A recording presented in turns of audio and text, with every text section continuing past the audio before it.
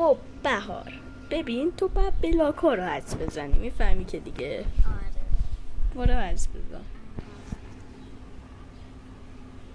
به گمونم یه رستوران اینجاست. چطوری ممکنه؟ یه دونه درست. وایس. به گمون یه طلا اینجاست. یه دونه درست. به گمون یه طلا اینجاست. یه دونه درست. کرکت تو فهمیده؟ یه دونه درست. آها. داداش داری دونه دونه میذاری ویدیو تا صبح طول میکشه. خب درست یه ردیف یه چیز دیگه. با اجازه دوتا درست.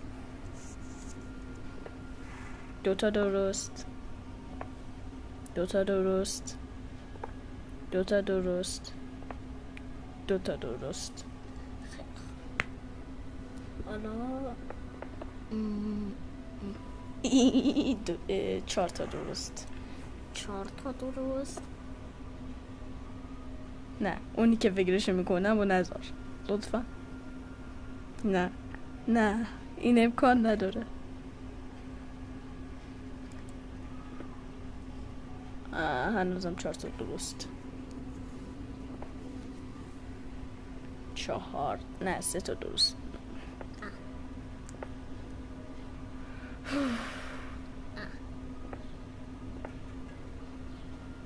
چهار تا درست. احمقی چیزی هستی؟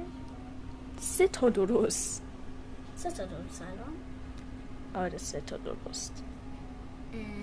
الان 3 تا درست. وای خدا. چند تا؟ 4 تا درست. 4 تا درست خدایا.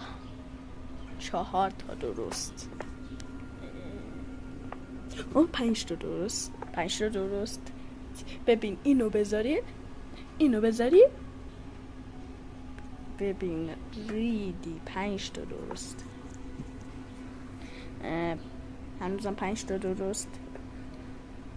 5 تا درست. بابا امرالدو که گذاشتی. خوشت بذاری. 5 تا درست. 5 تا باریکلا. بچه ها ایشون خواهر منه و دیگه قراره از این به بعد باهاش زیاد ویدیو بگیرم.